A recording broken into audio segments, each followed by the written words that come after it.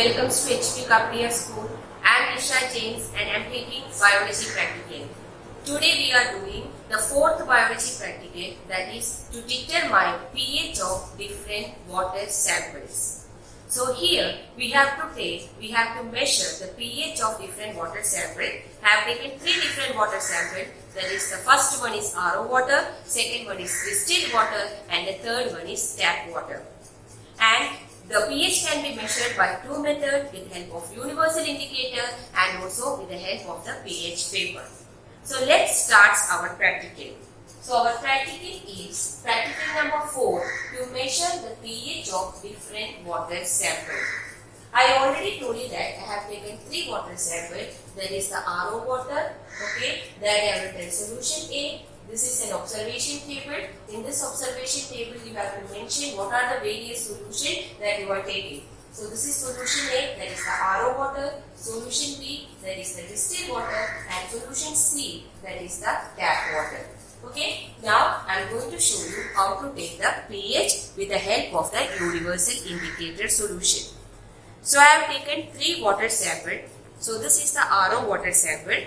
I have taken this RO water sample in a beaker. Now I am transferring a little amount of the solution into a beaker, into a test tube.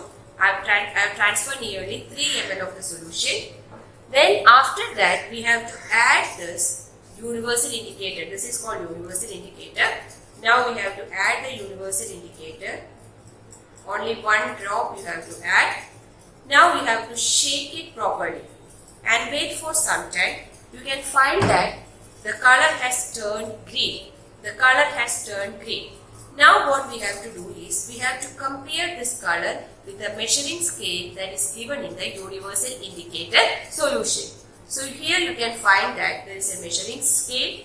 Now we have to compare this value. So here the value we are getting, that is the 8.5. Okay, the value we are getting, that is 8.5. So that value, solution A, in which I am writing 8.5. Now what we have to do, we have to take the second solution.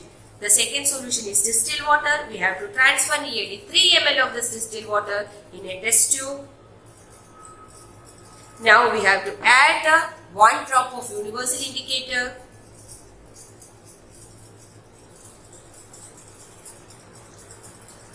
You have to wait for some time. After that, you have to compare this color. Okay, you can find that mainly a yellowish green color. Now I am comparing this color with the measuring scale that is given in this universal indicator solution. You can find that the color is between 6.5 I am taking. Okay, the value is 6.5. Okay, you can find that. Okay, 6.5. So we have to write this value here, that is 6.5. Now we have to take the third solution. What is the third solution? The third solution is tap water. So this is a beaker containing tap water. Now I am transferring this tap water, 3 ml of the tap water, into a test tube. Now you have to add 1 drop of the universal indicator. Now you have to wait for the color. You can find that the color is changing. Okay, what is the color? Here the color is 9. Okay. So in this way, we got the pH of 3 different water solution. Water solution A, water solution B, and water solution C. Water solution A, the value is 8.5. In water solution B, the value is 6.5. In water solution C, it is 9. Okay, now I am going to tell you the measurement of pH with help of the pH paper. Okay. So this is a pH paper. So this is a booklet of pH papers. So you can find that this is basically a yellowish color one. And on the top of this pH paper, there is a chart that is showing different color. Each color is indicating each pH value. Now we are going to do the measurement of pH with the help of the pH paper. So first I am taking the RO water. I am transferring this RO water. You have to take the RO water nearly 3/4 you have to take, because then only you can dip your pH paper. Now you have to take a strip of the pH paper. You have to dip this pH paper in the test tube. You have to wait for 2 minutes. After 2 minutes, you can find that the color of the pH paper is changing, and this color we have to compare with the pH chart that is given on the front of the particular pH paper. Okay, so the color is changing. Now we have to compare this.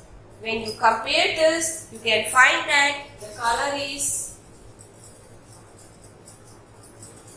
you can find that, look at this, it is the value we are getting 8. Okay, 8 and 8.5 के बीच में है. Okay, but it is correctly matching 8, so I am writing 8 here. There will be slight difference when you do the pH with help of two different agents. Okay, so at that time you have to take the average value. Okay, now what we have to do is we have to take the second water sample. What is the second water sample? This is the distilled water. Now you have to transfer this distilled water in a test tube. I showed you that 3/4 of the test tube you have to fill. Then you have to dip a strip of the pH paper. You have to wait for the color change. Okay, first you have to dip it, and then you have to wait for the color change. When you keep this pH paper in the solution for some time, the color will change, and this color we will compare with the pH paper. Okay, so the color has changed. Now I am comparing this. You can find that the color has changed. Now I am going to compare with this the pH chart.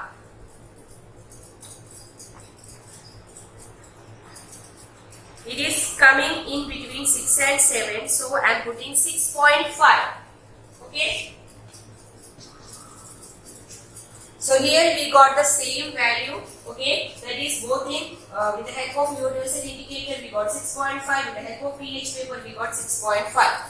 Now the third one, the measurement of pH of the tap water. So I have mentioned T means tap water. I am transferring this tap water in a test tube. 3/4 I am filling. Now I am dipping a strip of the pH paper.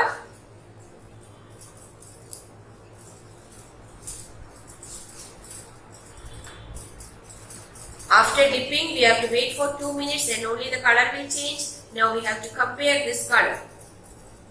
You can find that the color is changing.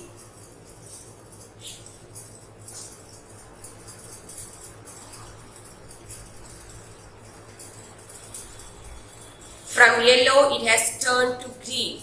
Okay, you can find that from yellow, it has turned to green. Now I am comparing this. Okay, the value we are getting, this is 9. Okay, so we are getting the value that is 9. So in third water sample, we got the pH that is the 9. So now I am explaining observation table. I told you that this is an observation table. It consists of the 3 columns. Okay. First one you can find that is the pH. Here we have to measure the pH. I told you that the pH can be measured with the help of the universal indicator and also with the help of the pH paper. And then the sample solution. We have taken 3 sample solutions. Sample solution A in first column, sample solution B in second column, and sample solution C in the third column. In sample solution A, with the help of universal indicator, we got the value 8.5. In sample solution B, we got the value 6.5. In sample solution C, we got the value 9.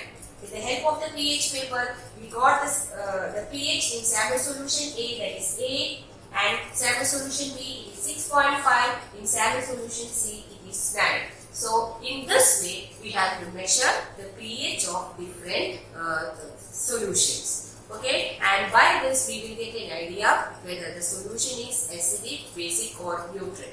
Okay, so that is our practical. Thank you.